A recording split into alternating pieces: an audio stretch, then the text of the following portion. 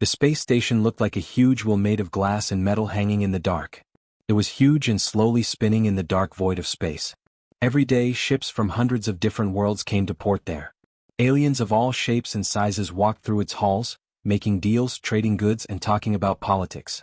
The Galactic Council said it was a place where people could work together and be one. That was only half true though. There were some species that were strong here. Some people didn't have any. Kira was one of the people who had no power. The Vethrans were the people she belonged to. Her people had lost a war 20 years ago. The council told them they were getting help and being brought into civilization. Kira, on the other hand, knew better. Now her people were servants. They were slaves in every way but name. They did the work that no one else wanted to do.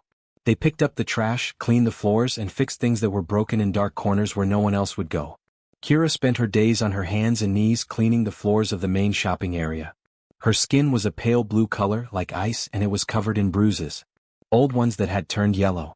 New ones that were still purple and soft. Most of the aliens who walked by didn't even look at her. They thought of her as furniture. A piece of the background. People who did notice her usually made her life harder. They would knock over her bucket of dirty water just to see her clean it up again. They would push her out of the way without saying anything. They would sometimes spit on her. Today started out like any other bad day. A Draxian merchant came stomping out of one of the fancy stores while Kira was cleaning nearby. The Draxians were big, reptilian creatures that stood at least 7 feet tall and had red scales that looked like armor. This one was carrying a lot of packages and not paying attention to where he was going. He ran into a display and expensive liquid spilled all over the floor. The thick, greasy stuff made a puddle. The merchant looked down at Kira. "You, get this clean. Now." Kira quickly got up and grabbed her cleaning supplies. Her hands were shaking. Everyone knew that the Draxians had bad tempers. She started cleaning up the mess as quickly as she could, but her cloth was already dirty from the floors. The liquid wasn't coming up fast enough. "Faster!" the Draxian yelled. "I'm sorry, I'm trying," Kira said. She didn't see the hit coming. The merchant's huge hand hit her in the face, and all of a sudden she was on the ground, her head ringing and her vision blurry. Her cheek hurt a lot. She could taste blood in her mouth. The Draxian hissed, "Pathetic creatures," as he stood over her. "Your kind should have been wiped out, not kept alive. You're not worth anything. All of you." Kira stayed down, curled up, and waited for another hit. "That's what you did. You made yourself small. You took it." Fighting back only made things worse. There was a crowd, but no one helped. This was normal. This was just how things went on the station. The strong did whatever they wanted. The weak had a hard time. That was how things were. Then a voice broke through the noise. "That's enough." Kira looked up, not sure what was going on. The voice was strong but not loud. Someone pushing through the crowd made it happen. A person. Kira had seen people before, but only from a distance. They were new to the station and their species was trying to join the Galactic Council. They weren't as big as most aliens. This one was about 5 feet 10 inches tall, which is about average for a human. He had brown hair that was a little messy and gray eyes that looked calm and steady. He wore a simple uniform with a name badge that read, "Jake Morrison, Human Trade Representative." The Draxian turned to look at him, and a slow smile spread across his reptilian face. "The human speaks? How cute. Mind your own business, newcomer. This doesn't concern your kind." Jake ignored him. He walked right past the towering alien and knelt down beside Kira. His eyes met hers, and there was something in them she hadn't seen directed at her in years. Concern. Actual concern. "Are you all right?" he asked quietly. Kira just stared at him. No one asked her that. Ever. No one cared if she was all right. She opened her mouth, but no words came out. "I said move along, human." The Draxian put his hand on Jake's shoulder and shoved. What happened next was so fast that Kira almost missed it. Jake's hand came up and caught the Draxian's wrist. There was a quick twisting motion, and suddenly the massive alien was on his knees, his arm bent at an angle that made him howl in pain. Jake held him there for just a second, then let go and stepped back, putting himself between Kira and the merchant. The crowd gasped. A few aliens actually backed away. "Touch her again," Jake said, his voice quiet but hard as steel, "and we'll have a bigger problem than a sore wrist." The Draxian scrambled to his feet, his face twisted in rage and humiliation. "You dare. You insignificant." He didn't get to finish. Station security arrived, their boots thundering on the deck. There were 3 of them, all wearing armor and carrying weapons. But instead of pointing those weapons at the Draxian who had assaulted Kira, they aimed them at Jake. "Step away from the citizen," the lead security officer ordered. He was a Krex, an insect-like species with multiple eyes and clicking mandibles. Jake raised his hands slowly but didn't move away from Kira. This citizen just assaulted someone for no reason. I stopped it. Interference with species hierarchy, the officer said, as if reading from a script he'd memorized. You're looking at immediate deportation, human? Jake's expression didn't change. He reached up and tapped the side of his head, near his temple. I'm recording this. So is my neural implant, which automatically uploads to the human delegation servers in real time. You really want an interstellar incident over one bully getting a taste of his own medicine? The security officers froze. Kira could see them looking at each other, uncertain now. She knew why. Humanity was still being evaluated for full council membership. They were newcomers, yes, but they had technology the council wanted. Ships, weapons, trade goods. An incident like this, broadcast to Earth's government, could kill the whole deal. Billions of credits and trade agreements would vanish. The lead officer's mandibles clicked in frustration. This is your only warning, human. Next time we won't be so understanding. Noted, Jake said calmly. The security team left, and the Draxian merchant stormed off, shooting murderous looks back at Jake. The crowd began to disperse, aliens muttering to each other in a dozen different languages. Kira was still on the ground, too shocked to move. Jake knelt beside her again. Can you stand? He asked. She nodded slowly and let him help her to her feet. Her legs were shaky. Her face throbbed where she'd been hit. Thank you, Kira whispered, the words feeling strange in her mouth. But you shouldn't have done that. They'll make you pay for it. The council doesn't like it when people break the rules. Jake smiled at her, and it was a kind smile, genuine. Let them try. Come on, let's get you to medical and have them look at that bruise. Medical won't see me. I'm veteran. Then I'll make them see you, Jake said. You're hurt. That's all that matters. As they walked together through the station corridors, Kira felt something she hadn't felt in years. Maybe not since before the conquest. It was a small feeling, fragile like glass, but it was there. Oh. For the first time in a long time, someone had treated her like a person. Not a servant. Not a thing. A person who mattered. And maybe, just maybe, things could change. Jake lay in his bunk and stared at the ceiling, but he couldn't sleep. He couldn't stop thinking about what had happened earlier. The way Draxian hit Kira like she was nothing. The crowd just stood there and watched. The doctors at the medical bay had rolled their eyes when he brought her in and treated her wounds with the bare minimum of care, as if she were wasting their time. There was something very wrong here. Jake finally gave up on trying to sleep. He got up, turned on his personal terminal, and began looking through the council's databases. The delegation had only limited access to public records as part of the process of deciding who should be a member of humanity. Jake thought that if there was any information about the veterans, it would be in there somewhere. He felt sick after what he found in the next few hours. The veterans weren't just workers doing simple tasks. They were property in every way but name. The records said that children in veteran were taken from their parents when they were 5. Taken. Not used, not put in schools. Taken and used as household workers by other species. The paper used the word redistributed, as if the supplies were being moved around in a warehouse instead of kids being taken away from their families. Jake kept reading, and with each page he gripped the edge of his desk harder. Veterans weren't allowed to own property. They weren't able to sign contracts. If something happened to them, they wouldn't have a lawyer. If someone hurt or killed a veteran, they had to pay a fine, but it went to the council, not the family. It was right there in the database, cold and bureaucratic, that the fine was. It cost less than a cargo shuttle. The official papers said that all of this was cultural integration. They said that the veterans were getting help, becoming more civilized, and being safe. Jake had learned enough history on Earth to know what this was. His hands were shaking now, but not because he was scared. He was angry. This was slavery. It's as easy as that. It may look like legal language and official stamps, but it's still slavery.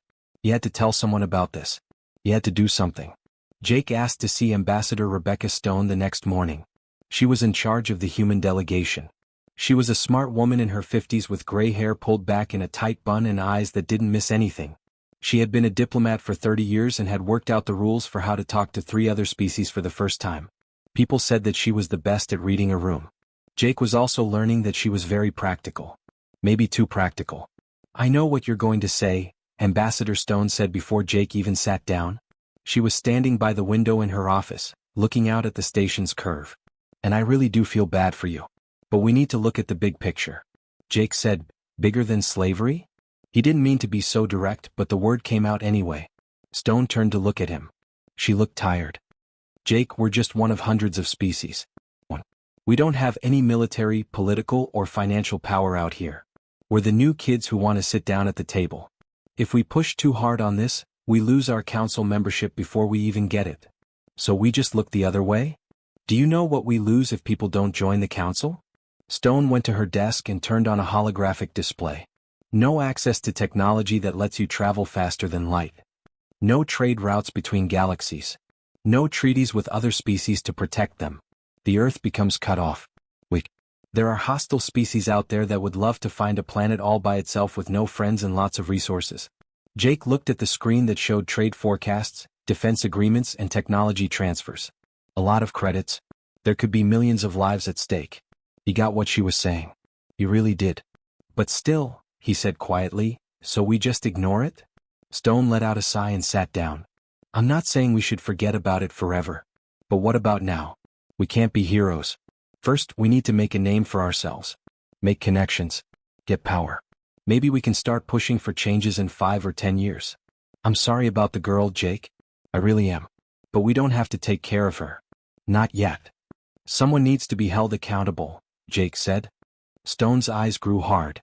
Not you. Not right now. Jake, that's an order. Don't go near the veterans. Get to work. Let the diplomats take care of the politics. Jake nodded slowly and walked out of her office. But he had no plans to do what he was told. Jake met with Kira in secret for the next 2 days. At first, she was scared they'd both get in trouble. But Jake was able to convince her that he only wanted to know, to see how her people lived. Finally, she said yes and took him to the veteran quarters. The walk there took them deep into the station's lower levels, far away from the shiny commerce decks and diplomatic suites. The hallways here were dark and narrow. There was a smell of stale air and condensation on the pipes. Jake had to stop himself from cursing out loud when they got to the veteran living area. Hundreds of veterans lived in what were basically storage rooms turned into small apartments. Families of 4 or 5 had to share rooms that were barely big enough for one person. There were no windows and no good way for air to flow. There weren't enough chairs, so the kids sat on the floor. The walls were made of thin metal, which probably got very cold in the winter and very hot in the summer. Kira said quietly, "This is where we can live," and watched his reaction. "We're lucky to have this much." "Why are you doing this?" Jake asked again, the word tasting bad. As they walked down the halls, Kira asked. As they walked by, veterans looked at them with pale blue faces that showed confusion and fear. No one had ever come down here before. "Your ambassador could send you home for this. You could lose your job." "Because it's wrong," Jake said. He paused and stared at her. "And I can't look at myself in the mirror if I don't at least try to help."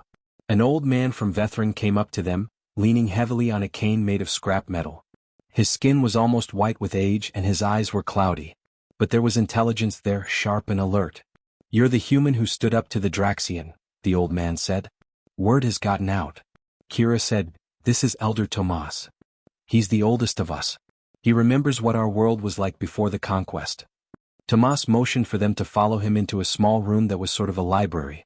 There were old data pads on shelves and most of them were broken or out of date. Tomas said, "I've spent decades studying council law." His voice was rough but steady. "Looking for a legal way to set my people free. We can't go on most roads. But there is one chance. A long time ago." Jake leaned in. "Tell me." "Trial by champion," Tomas said. "It's a very old rule in council law that was written down thousands of years ago when the council was first formed. It lets any species fight to change their classification. One champion fights for the species that filed the petition. One champion fights for the council. If the petitioner wins, the species gets temporary citizenship and all the rights that come with it." "And what if they lose?" Jake asked. "What do you mean?" "The species that is asking for one must wait 100 years. Jake thought about it. "When was the last time someone used this law?" Tomas said, 347 years ago. A species called the Brenthar questioned their status as a worker caste. They didn't win. Their champion died in the arena. The law is still there but no one uses it anymore. People think it's barbaric. But is it still legal? Yes. Jake got up. His heart was racing. This was crazy. Totally crazy. But it was something. A chance. "Thanks, Elder Tomas." Jake couldn't sleep that night either. He sat at his computer and read every word of the trial by champion law. searching for any flaws, catches, or anything else that could make him ineligible or make this impossible. But the law was clear. Any kind of animal could use it. Any champion could fight. He wrote a formal letter of challenge. Read it more than a dozen times. Considered what Ambassador Stone would say. Thought about how this would affect Earth's chances of becoming a member of the Council. Then he remembered how Kira's face looked with the bruises on it. About the kids who were sitting on cold floors. Taking 5-year-olds away from their parents. He gave in to the challenge. The next day the council chamber was a mess. Jake stood in the middle of the floor while alien council members yelled at each other in a dozen different languages. The translation tools could barely keep up. One council member yelled, "This is crazy. That rule hasn't been used in 300 years. But it is still the law," Jake said, his voice cutting through the noise. "I call for trial by champion on behalf of the veteran people. One person fights for the council against another person. If I win, the veterans get temporary citizenship and full legal protection." He took a breath and said, "If I lose, humanity pulls out its application for membership." The room became completely quiet. Everyone was looking at him. Ambassador Stone was sitting with the human delegation, and her face was pale. She looked like she was going to pass out. Or kill him. Maybe both. Jake had just put the whole future of humanity on the line in a fight. And he didn't know if he could win. When Jake walked into Ambassador Stone's office the next morning, she didn't kill him. For a moment, though he really thought she might try, she yelled, "You did what?" She was pacing back and forth like a caged animal, and her face was red. "Are you betting the whole future of humanity on a fist fight? Are you crazy?" Jake stood in front of her desk, trying to keep his cool. "It's called trial by champion. And yes, I did, in a technical sense." Stone stopped walking and looked at him as if he had grown a second head. "The council has already chosen their champion. They didn't waste any time." "Do you know who they chose?" Jake said, "No. A warrior from Krolthar. Krone is his name."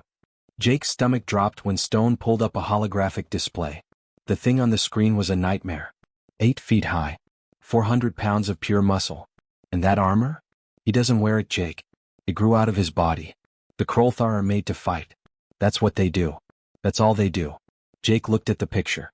It looked like someone had taken a bear, a rhino, and a tank and put them all together into one scary thing. "He's killed 17 enemies in arena fights," Stone said, her voice getting higher. 17. And that's just the official number.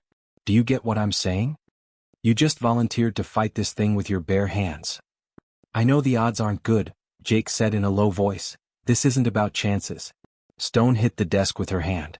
"This is suicide. The council has already written up the papers for people to leave. Jake, they think you're going to die. They may have already begun making plans for the memorial service. And you know what? I agree with what they said. I think you're going to die as well." Jake looked her in the eye. "Then help me not die." For a long time, Stone just looked at him.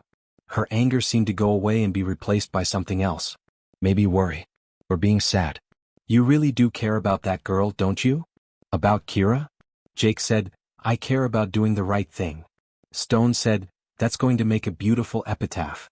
But then she let out a sigh and sat down hard in her chair. All of a sudden she looked very tired. "Okay.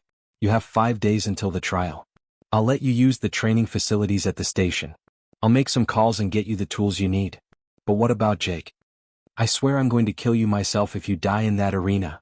Jake smiled anyway. "Deal." The training facilities were in the military area of the station, which most civilians never saw. Kira was already there waiting for Jake when he got there the next morning. She had insisted on helping and Jake couldn't say no. She told him, "I know this station better than almost anyone. Every change in gravity, every system in the environment, and every odd thing about the arena. You need every edge you can get to stay alive." She was now in the training room watching him get ready. The room could change the level of gravity, the weather, and even the terrain. Jake was already sweating and they hadn't even started yet. "The Krolthar are strong," Kira said as she pulled up videos of Krone's past fights. Jake saw the huge warrior rip through his enemies like they were made of paper. But they came from a world with a lot of gravity. 2 times the pull of Earth. That makes them very strong, but it also means they need a lot of force to work. Strength in its most basic form.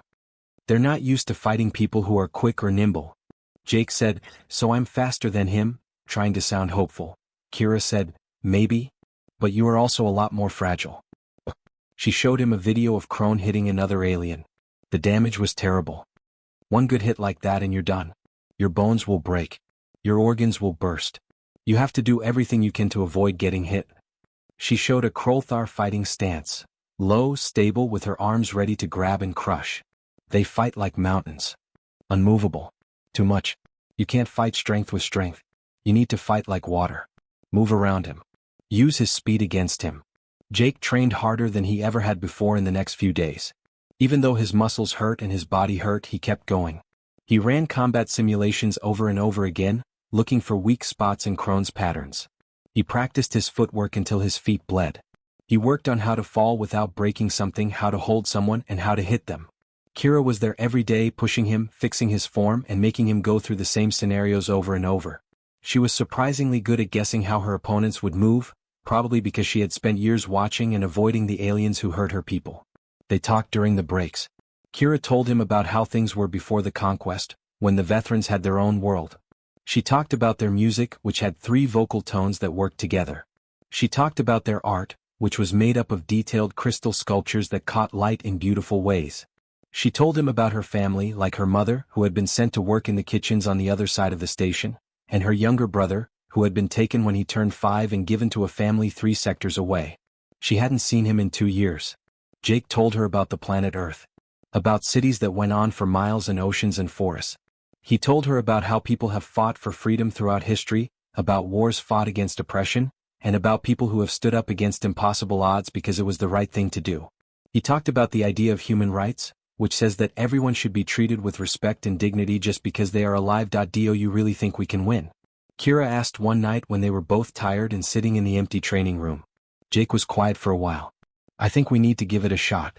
That's what people do. We try even when it seems like we can't. Even when everyone says it can't be done. Let's try anyway. It sounds lonely, Kira said softly. Jake said, sometimes. But you do inspire other people to try too. That's how things change. Jake was in his room the night before the trial, going over the footage one last time. He had bruises all over his body from training and every muscle hurt. But he thought he was as ready as he could be.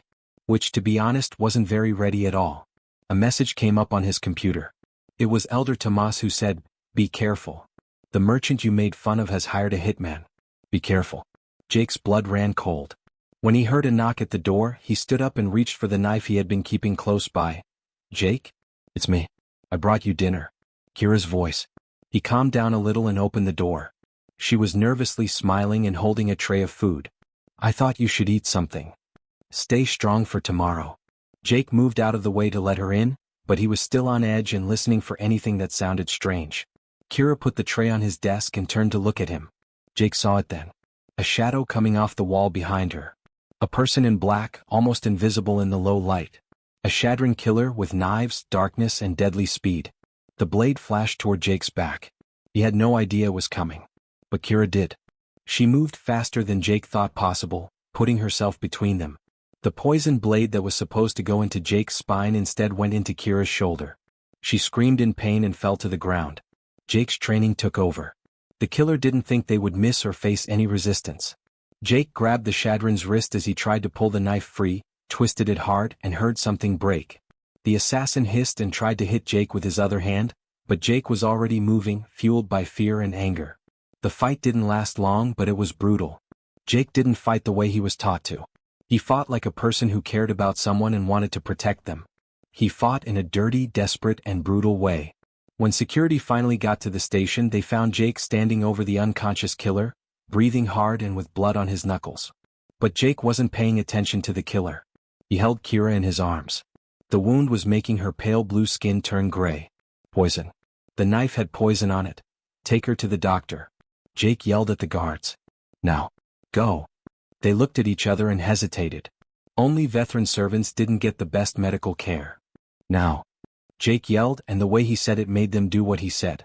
They hurried Kira to the medical bay, and Jake ran next to the gurney, holding her hand. She was barely awake and her breathing was shallow. Why? Jake asked her. Why did you do that? It was hard for Kira to focus on him. Because someone has to be in charge. The poison made her words slurred. That's what you taught me. Jake was left standing in the hallway with his hands shaking while the doctors took her into emergency care. They were so angry at the assassin, the Draxian merchant who hired him, and a system that put a price on people's lives that they were shaking. But they were also very scared. Worry that Kira might not make it. She was afraid that she had saved his life and that it might cost her own. For years, a whole system had tried to break her spirit. They had hit her, made her feel bad about herself, and told her she was worthless. And still, when it mattered, she had chosen to save him. He would fight for her tomorrow. For all the veterans. For everyone who had been told they weren't important. And he would win or die trying. Because someone had to be in charge. There were thousands of people in the arena. Aliens from all over the galaxy had come to see the show. Some people were there just to see what was going on. Some people came to have fun. A lot of people came because they wanted to see the arrogant person get what they deserved. The stupid new guy who thought he could change the way things had always been. Jake stood in the middle of the fight circle, trying to keep his breath steady. He wore simple protective gear that covered his chest and joints like padded armor, but nothing that would slow him down. It didn't offer much protection against what was coming, but it was all he could get.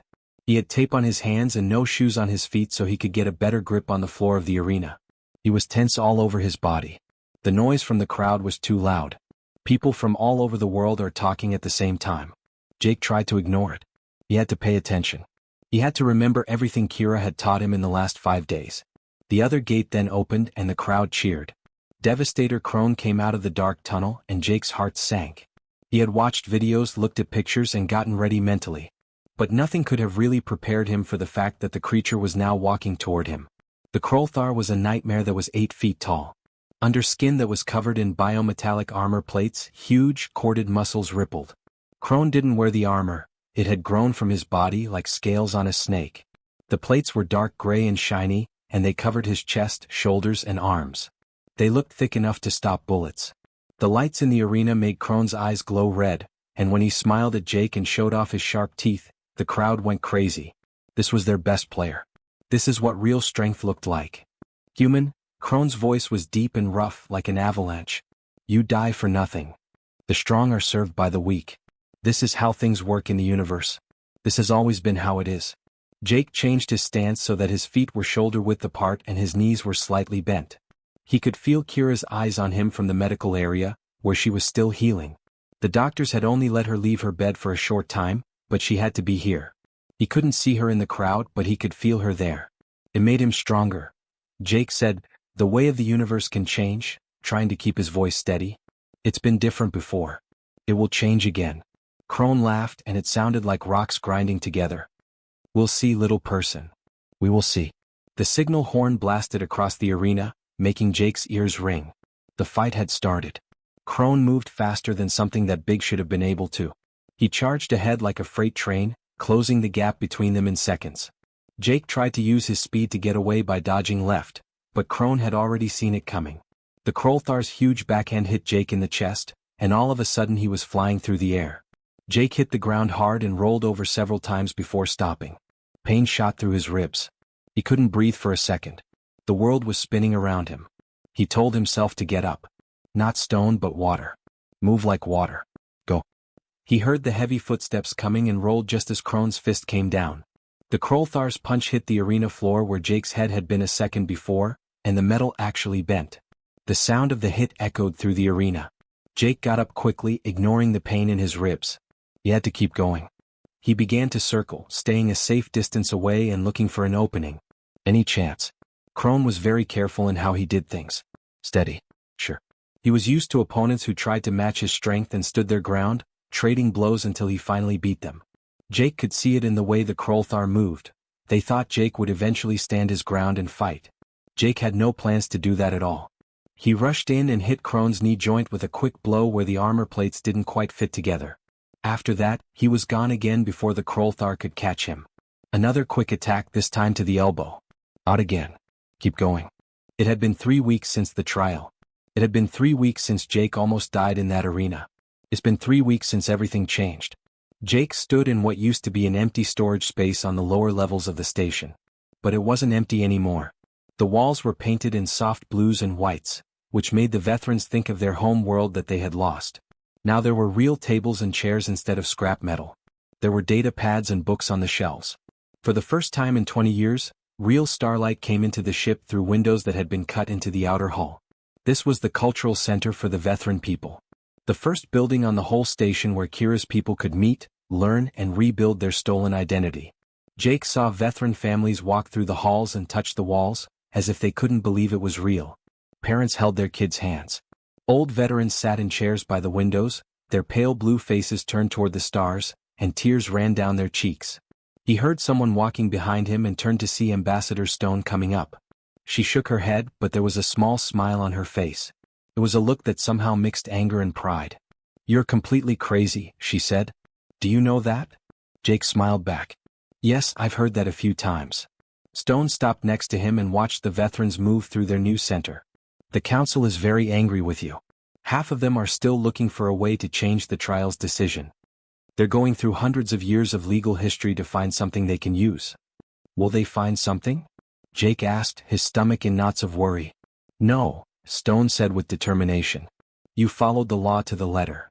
The veterans now have temporary citizenship so they can be as angry as they want. All legal protections. It's done." Jake felt a little less tense. "By the way," Stone said, "humanity's membership has been approved. In an official way. We got the message yesterday." Jake was surprised when he saw her. "Really? After all?" "Standing up for the weak made a big impression on some species," Stone said. "At least the ones who aren't complete jerks. We already have 3 new trade deals in the works. The Keltheran Union wants to sign a mutual defense agreement with us too. Do you know how big that is? One of the strongest military forces in this area is the Keltherans." "That's good," Jake said in a low voice. "It is. It's very good." Stone stopped for a moment before saying, "You're also getting a raise. The council is putting together a new group. The Sentient Rights Committee is what they are calling it. They asked for you specifically because they want a human on it." Jake blinked. "Me? Why would they want me?" "Half of them don't like me. Because the other half appreciates what you did. And because you got things going, Jake." Stone pointed to the area around them. 4 other oppressed species have already filed their own trial by champion challenges. The council can't ignore this any longer. You didn't just set the veterans free. You showed everyone else that freedom was possible. Jake didn't know how to respond to that. He just watched the veteran kids run through the halls. They were really running and playing instead of working. When was the last time he heard them laugh? Had they ever been able to laugh before? Kira walked through the crowd to get to them. The assassin's poison blade had cut her shoulder, but it was healing well. The doctors told her she was lucky the poison hadn't killed her. Jake didn't think luck had anything to do with it. Kira was strong in ways that had nothing to do with how strong she was physically. She was the first veteran council representative, which meant that her people finally had a say in galactic politics. She wore simple robes in the traditional veteran style.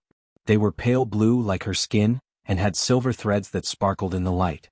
"Ambassador Stone," Kira said, bowing her head. "Thanks for coming to the ceremony."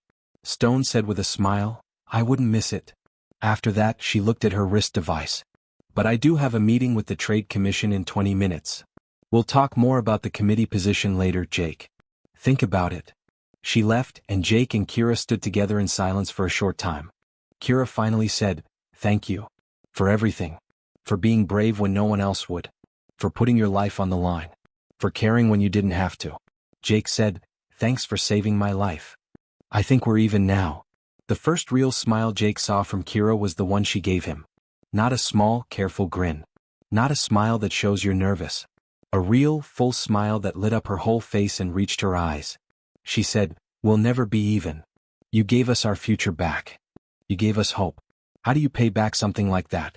Elder Tomas came up to them before Jake could say anything. The old veteran was leaning on his cane, but he was standing straighter than Jake had ever seen him. He walked with a lightness that hadn't been there before, as if a weight had been lifted from his shoulders. "The first veteran school opens next week," Tomas said in a voice full of emotion.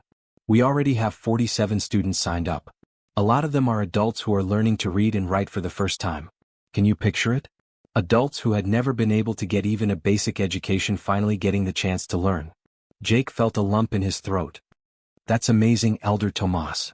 "It's a start," Tomas said, his eyes clouded with tears that hadn't yet fallen. "A small one, but a start all the same. All because one person wouldn't look away. Because one person thought we were important." The old veteran put a hand on Jake's shoulder, squeezed it once, and then walked away to join a group of his people who were looking at the new library section. Jake stayed there for a while longer, watching the veterans look around their new home. Kids were making art for the first time by drawing on digital tablets. Adults were reading books, slowly and carefully tracing the words with their fingers. Families were sitting together and talking without having to rush off to help someone. Jake eventually walked to the observation deck as the fake evening cycle started and the center started to quiet down. He loved this place on the station. It was a big room with windows that went all the way to the floor and looked out into space. He stood there looking up at the stars and thinking about everything that had happened. About the first day he saw Kira get hit and knew he couldn't just leave. The fight that happened in the arena. About how close he'd come to dying and letting everyone down. "She's not our responsibility," Ambassador Stone said weeks ago. Those words kept coming back to him. It could be that Kira wasn't humanity's responsibility. Maybe it wasn't up to Earth to solve the veterans' problems. But someone had to be in charge. Someone had to care. Someone had to see wrong and say, "No more. This ends here." Jake understood that was what people did. They tried anyway even when things seemed impossible. They fought anyway even though the odds were against them. They cared anyway even though it would have been easier to look away, stay safe and put themselves first. And sometimes even though it didn't make sense and it was very unlikely, they won. Kira came to the window when the door to the observation deck opened. For a moment, she stood next to him in silence, both of them looking out at the endless stars in the dark. "What are you thinking about?" she asked softly. Jake thought about the question. "I think we might be okay. Everyone. People, veterans, and everyone else who has been pushed down and told they don't matter. Maybe everything will be fine with us." Kira reached over and took his hand. It was a small thing, but it meant a lot. Being friends. Thankfulness. Have faith. "Yes," she said, her voice steady and sure. "I believe we are." Voices began to sing from somewhere behind them in the cultural center. Elder Tomas said it was an old veteran song that had been around for hundreds of years. The words were about home and freedom, and they told the story of a group of people who had survived the dark and found their way back to the light. The harmony was beautiful and complicated, with many voices weaving together in ways that human vocal cords couldn't quite handle. Jake listened and he felt something change in his heart. This was the reason it had all been worth it. This exact moment. And in the vastness of the galaxy, on other stations and worlds, other voices were starting to sing along. Other species who had been quieted, broken, and told they were worthless and should be happy to be alive. They were beginning to have hope one by one. Because one person had shown them that sometimes, one person is all it takes. One person who is ready to speak up and say that this is wrong. One person who is willing to fight even when everyone else says you will lose. One person who is willing to see someone in pain and say, "Yes, they are your responsibility, because everyone is responsible for everyone else." Someone who is willing to say clearly and firmly, "Not on my watch." Jake smiled and gently squeezed Kira's hand. The galaxy was a huge place where there was a lot of unfairness and violence and systems that kept the powerful in power. There were also a lot of people like Kira who were very strong and brave and just needed someone to believe in them. Finally, things were starting to change. That was only the start. There would be problems and setbacks in the future. The council didn't want to change their ways easily. But the door was open and you couldn't shut it again. Once hope was given, it couldn't be taken away. Jake thought with quiet pride that people were very good at hope.